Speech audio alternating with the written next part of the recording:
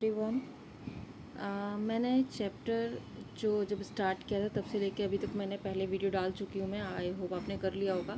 मैं next video डालूँगी, एक और वीडियो मैं अभी अपलोड करने वाली हूँ बहुत जल्दी, जिसमें इम्पोर्टेंट राइटिंग सेक्शन वाला पार्ट होगा और जिसमें इम्पोर्टेंट क्वेश्चंस भी होंगे जो आपके हाफ ईयरली एग्ज़ाम में आ सकते हैं।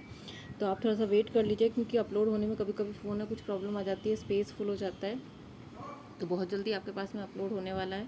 नाउ नेक्स्ट इज़ हम कंटिन्यू करेंगे ये चैप्टर।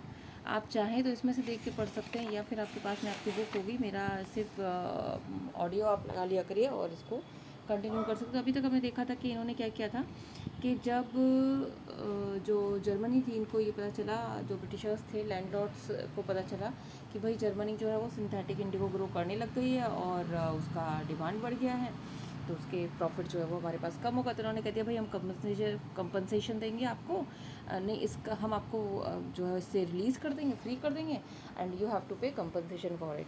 ठीक है। और उन्होंने कहा कि भाई वही जो रिलीज़ कर देंगे फ्रॉम दैट 50% अरेंजमेंट, लेकिन कंपनसेशन आपका वही होगा। Now the share croppers arranged was irksome. Irksome means होता है problematic.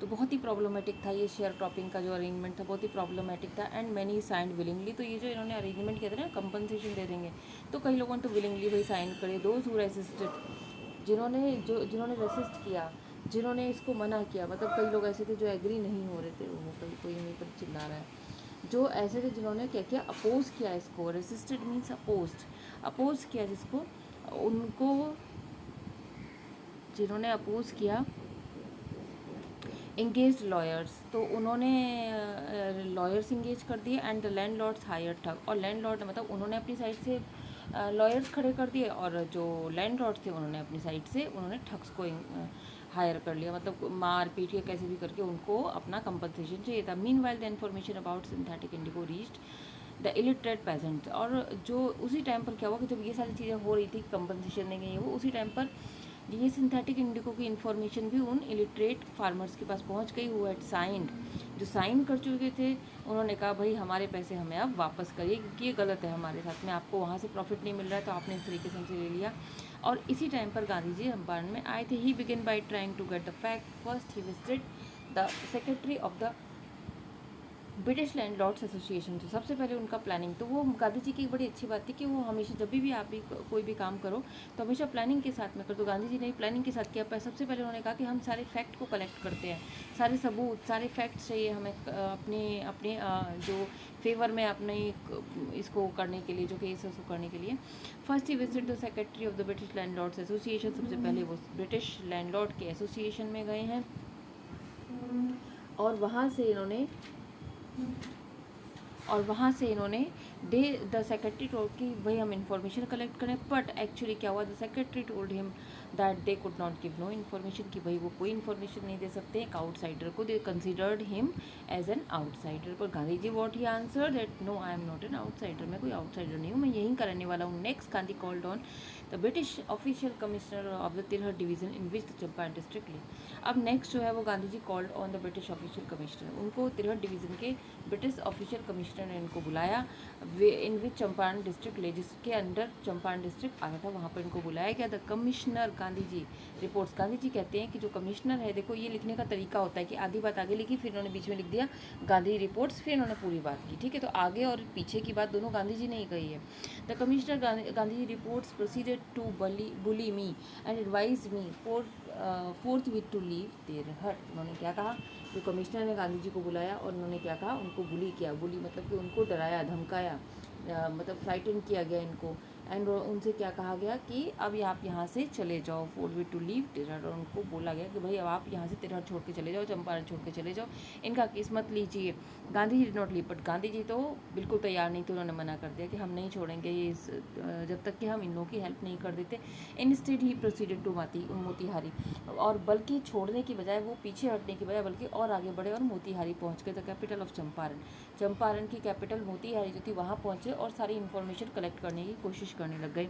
Several lawyers accompanied him, बहुत सारे लॉयर्स उनके साथ आए। At the railway station a vast multitude greeted Gandhi.